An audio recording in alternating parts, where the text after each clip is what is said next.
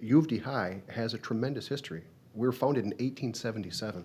We're the oldest school in the city of Detroit, one of the oldest in the state of Michigan, and with a heritage that goes 100 plus years, there are kids here that are generations have gone here. Their fathers, their grandfathers, their great-grandfathers.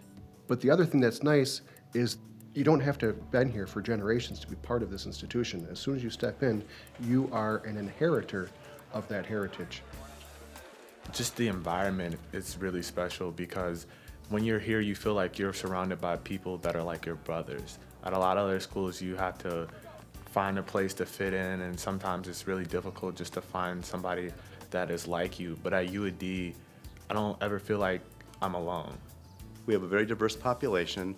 By that we mean religiously diverse, socioeconomically diverse, racially diverse, ethnically diverse. We celebrate that. I want to go to a school that has kids like U of D who are nice to each other, no matter what nationality, what race they're from, or how different they are from another person. U of D is special because the students are from all different communities and they bring a lot of different experiences with them. We believe that diversity reflects God's goodness everywhere. So where do you find God? In all things, in people who are different than you are. You learn about the face of God by looking and meeting students different than you are. You see God in new ways. Everything they learn and do in their interactions and friendships and sports all circles back to what we've tried to do, which is ground our family in our faith. The Lord is with me like a mighty champion. Our persecutors will stumble, they will not triumph. In their failure, you see kids here at U of D that are not Catholic, kids that aren't Christian, some kids that are even agnostic or atheists that go on a Kairos retreat, and they're equally affected by a Kairos retreat as any Catholic would be.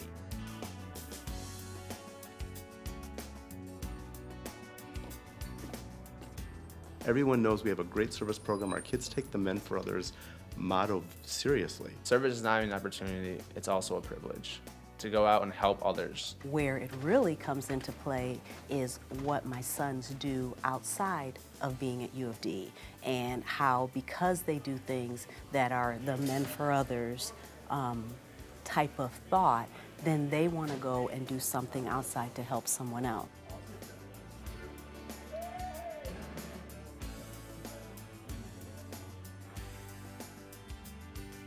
No one's not smart enough to go to U of D. It's the question if you're willing to work hard enough. And when I came here, I wondered the same question, if I was smart enough to really do well here.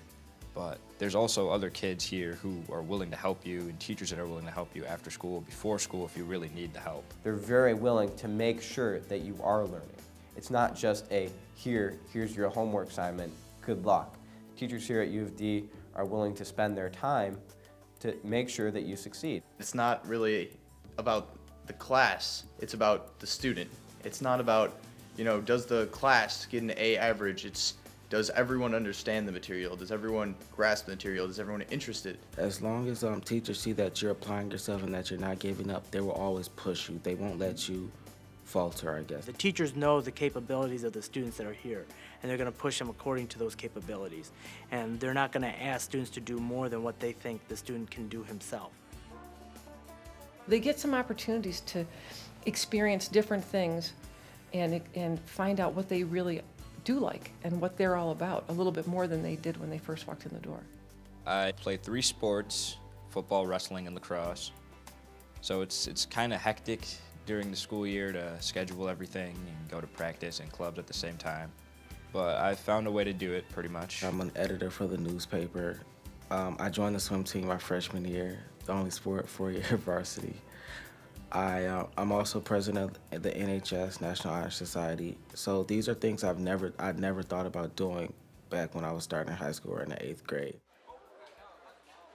With families that express a financial need, we work with them as best as we can in terms of making a Jesuit education for their son possible. There is financial aid available even for families that are not low income, so that a school like ours is not out of their reach. We drive past lots of schools to come to U of D, and it's not always convenient, but it's so worth it.